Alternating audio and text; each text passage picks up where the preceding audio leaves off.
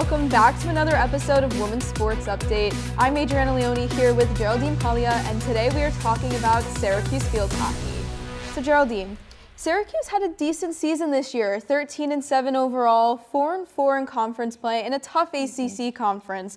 What are your thoughts on the season? I mean, here, Adriana, it was a solid season for the Orange. I mean, like you said, 13-7 on the season, 4-4 in conference play. I've always said it, they're a special team. I mean, we saw it throughout the whole entire season. They just do not give up. So many times they went into overtime, and there was a couple losses on the season that were unfortunate. But I mean, overall, they just didn't give up as a team, and their bond was super special. I mean, they started off the season with a couple wins, and then their real test was Ohio State, and they lost 5-0, unfortunately. But a lot of things were just going wrong for the Orange. I mean, the Ohio State came out with corner after corner, and then they had a penalty stroke. It was just kind of a recipe for disaster at that time. I mean, hey, they bounced back, which I will say. Most certainly did. Yes, which I will say I'll give them credit. I mean, and then again, they went in to play North Carolina.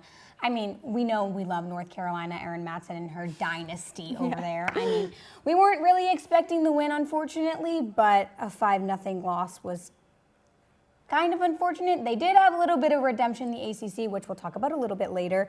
But, you know, I mean, two kind of big losses in the season was tough. You know, they had those two losses early on, but still, like you said, made it to the ACC tournament. So what went right for Syracuse in the second half of the season? Wow. I mean, they went off to face Virginia, again, another high-seeded team. They were coming in ranked below them, but they gave them a good run for their money. I mean, they went into overtime, 2-2 at the end of 60 minutes, and they went into one-on-ones. And, you know, I always hate one-on-ones. I hate when it's one in the goalie. It's so tough because there's so many talented women on the team, and yeah, they didn't come out with the win, but they gave Virginia a really good run for their money. And then again, BC, end of the year, senior day, I thought they had the win again. They played very well. They were really fluid. I mean, it's just really tough when you get that one goal and you can't make anything else happen on the offense. But so far in the rest of the season, the second half, they were really dominant and they kind of found their voice, I would say. So talking about how great this team was in the second half of the season, I feel like an aspect that made this 2024 team special is you found stars up and down the lineup. Who for you really stood out this season? I mean, we know her, we love her, Bo Van Kempen. I mean, 15 goals on the season, 13 off of corners, and she's a defender. I mean, are we kidding? She was great in the back end, great on the forward side, and she made the plays, had the opportunities, and got the goals. I mean, 9 game-winning goals. I mean, when we led the country. I led the country. I mean, when we were in a bind, it was get Bo Van Kempen the ball. And I mean, she's a grad student. She was coming in for this 1 year. And I know a lot of the athletes on the team even loved her morale. She was always making sure the team was okay before anything else, which was amazing. And then another one, Wilhelmine Bogart. I mean, she's a senior this year as well. She had she played in 20 games, 7 goals, 9 assists for over 23 points, excuse me. I mean, yeah, are those stats great? Maybe not, but she was a game player, a game maker. She made the plays and was all over the field at all times. And another one of the girls that just really was a morale booster, and she worked hard every single game. And she was just selected to the NFH Coaches Collegiate Senior Team. So, I mean, that's something there too. And then Louise Pert, I mean, brick wall in defense. And the goalie, she had her first ACC tournament shutout against Virginia. She's been a tremendous addition to this team. And then again, Bear Bakerman, she's also a grad student. She was captain this year. Did she have the stats? Maybe not. She had 1 goal in the season, but again, she really led the team wisely and with grace. So now all of these players that you just talked about will be graduating from the program this year. So who do you see stepping up next season for the Orange? Yeah, I mean, it's tough to see this kind of dynamic change. We've seen the seniors really lead the team this year, but a couple of the athletes that I'm looking forward to seeing is Hattie Madden. She's a midfielder. She really stepped up this season. I really loved to see her kind of make the plays on the own, take the ball, make those movements up and down the field, and just come into her own element. Another one was Sarah Smalley. We saw her make that goal against UNC. I mean, she's not afraid to make those plays, and I really love to see that with the field hockey players sometimes. I mean, when you're in those tight little corners or you're in open space, you don't necessarily know what to do with the ball. I mean, I think she made really great plays when she had the ball. And then another one is Lana Hamilton. I mean, again, we saw her have that one goal against Virginia for the Orange. And when you're in those kind of binds, the anxiety and the pressure heats up, but she was able to kind of make the initial shot. Didn't go in, okay. She took a breath, she hit it again, and I mean, she got that goal for Virginia. So those are the three that I'm really looking forward to seeing. All right, you talked about it earlier. Syracuse made it to the ACC tournament, got to the semifinals, then lost to UNC, but then got one of 8 bids to the NCAA tournament, and then lost in their first game to Harvard. What do you think of the Orange's postseason run? I mean, I really don't think it's anything to hang their heads over. Yeah, I was hoping for a little bit more of a deeper run in the NCAA, but into the ACC, look, I was really glad that we had a redemption run against Virginia. We got the win. We deserved the win. We worked really hard as a team. And then again to play UNC. Didn't know if we were looking for the win, but we held our ground pretty well. I mean, it was a nothing game for a really long time. Yeah, UNC took the lead, but again, like I was saying, Sarah Smalley made that goal to not make it a shutout. It's 3-1. I mean, I think that's a little bit better than 5-0 earlier in the season. And then we get that bid. Yeah, it's great. We play Harvard. Again, we get into the same position. We're in overtime, and we just don't have enough gas left in the tank. I mean, I think it's something maybe we can work on for the future, but I don't think it's anything Lynn Farquhar should hang her head over. Definitely disappointing to see what was arguably the best Syracuse team on campus this fall so short of just a national championship. But what do you think is in store for this team in 2025? I'm excited. I mean, I think that, yeah, we're graduating some really great talent, but I think it's an opportunity, like I said, for so many new players to kind of make their mark and have those opportunities and that time on the field to progress and make those movements. I mean, I think we have a great talent, and I'm super excited for the class of 2025. I mean, it was only Lynn Farquhar's second season as head coach, so she's really stepping into her game. The athletes love her. I mean, I think they really respond well to her criticism and her positivity and everything. So I think 2025 is going to be great. I agree with you. I think they are definitely going to have a really amazing season, and I can't wait to see all that they do. But that's all that we have for our segment. We're tossing it over to Caitlin, Stacy, and Tommy, who have you covered with the WNBA. Thanks, Adriana. I'm Caitlin McDonough, joined alongside Stacy Collier II and Tommy Rooney. And guys, as the WNBA just announced the lottery for the draft, what are your first initial thoughts? I mean, it's obviously Dallas Wings getting the first overall pick. Paige Bueckers, one of the most hyped up and deservingly so prospects in the last few years. And the question is, will she be excited about this, possible team that she's going to go to? Obviously, we don't know for certain, but that's what it probably will end up being. I will say that a report came out that she wanted to go to LA. So if that's getting leaked, then maybe there's some trouble brewing there to begin with. She always could stay another year. But what do you think, Stacey? First of all, she's not staying another year. She's definitely going to take the route and go to the WNBA. Of course, the Dallas Wings should take Paige Bueckers, and especially their free agents coming up, Sabally and Natasha Howard. I don't know if they're going to keep both of those players, given that the Dallas Wings had a bad season, a down season. But if I'm the Spark, I'm trying to trade for that #1 overall pick and take Paige Bueckers, because you got Cameron Brink, you got Rakia Jackson. You just need somebody at that guard spot that a little thin in that area. That could be a dangerous trio in the WNBA. And going to the Sky, because I believe the Sky has the 3rd pick. I'm looking to get to Paige Bueckers too, because they also in need of guard play. You know, they got Cardosa, Angel Reese. So if they make a triple threat right there, sky's the limit.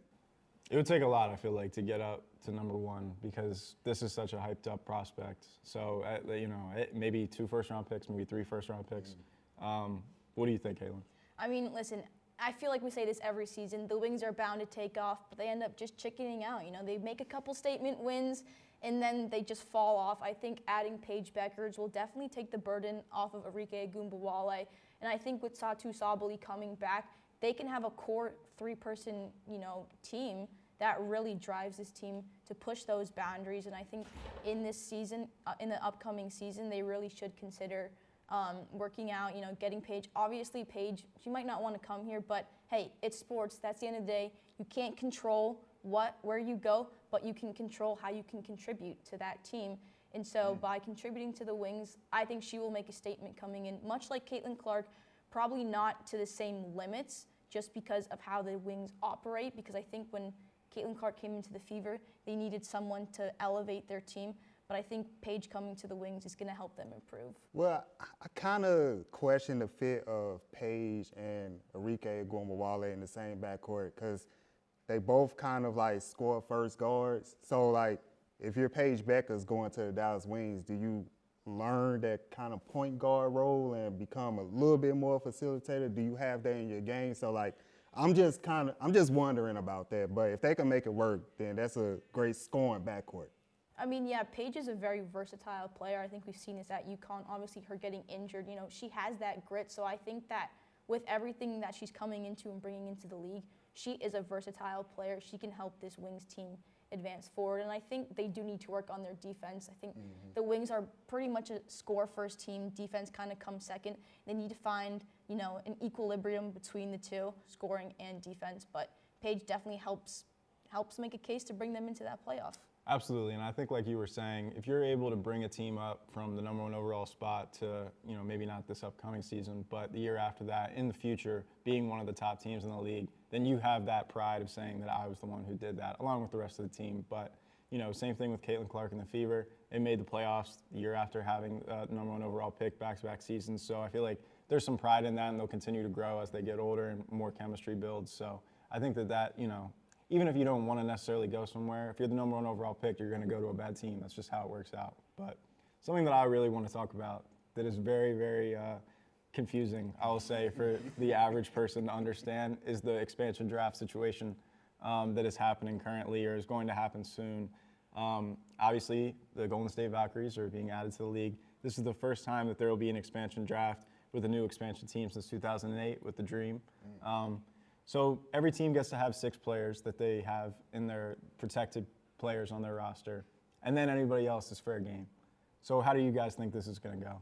I mean, I'm just interested to see the dynamic between those 6 that are chosen and then the rest of the team. Yep. Obviously, sports is a business at the end of the day. Everyone wants to win, and there can be really no hard feelings, but that's got to sting just a little bit under the surface knowing that I put everything into getting to where I am now to not be the quote-unquote best 6th player on my team. I think that would hurt me personally, but again, these are athletes. They know what they're doing.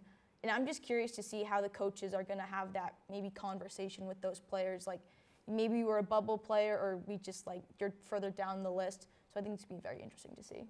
Yeah, I agree with you. At the end of the day, it's business. You are going to a team. You're going to be on the roster guaranteed. You're going to an exciting time with the Golden State team. But if I'm the Valkyries, I'm going after veteran players, whoever is available, that have playoff experience. I'm looking to get into the playoffs right away. Like we was talking about the Fever, that 1 year quick turnaround with just one player. I'm looking for that if I'm the Valkyries. Just come in right away, make an impact on the team. Well, and that's exactly what happened in the NHL a few years ago with the Golden Knights. They were an expansion team, and then they were in the Stanley Cup right away. And you bring up the veteran players. One person who I think is on watch list for being in the expansion draft is recent WNBA champion Courtney Vandersloot. Ooh. And she had a key role in that series. And she's 35. You got to take your best 6 players, and it doesn't mean that she's not a worthy player like Caitlin was saying, but she's 35, so you got to make some business decisions, and that might be somebody that the Valkyrie can definitely, have some veteran experience and playoff experience for the younger players to learn from. Oh yeah. Vandersloot would definitely be a nice fit. definitely fits the description I just gave. And then also you look in the draft, I'm looking at guard like Olivia Miles, maybe Nisa Morrow down there at LSU. There'd be two pieces they can build around. So they're going to have a lot of options available. I agree. And I think another veteran that they could consider is Sydney Colson. She plays for the Aces. You know, Natalie Nasake, the new head coach, used to coach for the Aces. So I think she also is one of those veteran players. She might not have the stats and figures like Vandersloot does, but I mean, no disrespect to her, I don't think she's a player that the Aces would 100% lock up as their overall sixth best. So I think going for her definitely, and just not even her playing style, but her attitude. You know, she's a very interesting character on the locker room. I think that could really break the tension for that team. Oh yeah. Did y'all see her X account? She was going in about. His name is slipping my mind, but he's now the Chicago Sky head coach, and he was on the Aces, the assistant. She was just, there might be a heartbreaker for her if she gets selected by the Valkyrie. Speaking of the Aces, I think another player that could be on the Valkyrie this upcoming season is Kate Martin. Obviously, she was Caitlin Clark's teammate at Iowa, national champion, and she didn't necessarily play that much this year for the Aces, and like the Aces have a great team, great roster, and you can only keep 6 people. So I could see that being somebody who gets taken away from them as well. I definitely agree, and I think that, you know, a team that they could actually benefit from splurging into the market is the Connecticut Sun. I mean, Marina Mabry is the only rostered starter that is pretty much protected in terms of the unrestricted or reserved type of atmosphere. So I think that they could definitely maybe get Alyssa Thomas, DeWanna Bonner, because, I mean, those are some of the 2 best players in the WNBA. So I think that the Sun definitely have work to do in this offseason, and it starts with trying to figure out how they're going to keep those players. Oh, they're going to bring all of them back. I'm pretty sure they're going to at least try their best to bring all of them back. They have to. I mean, Yeah, they want to run it back, Yeah. Yeah.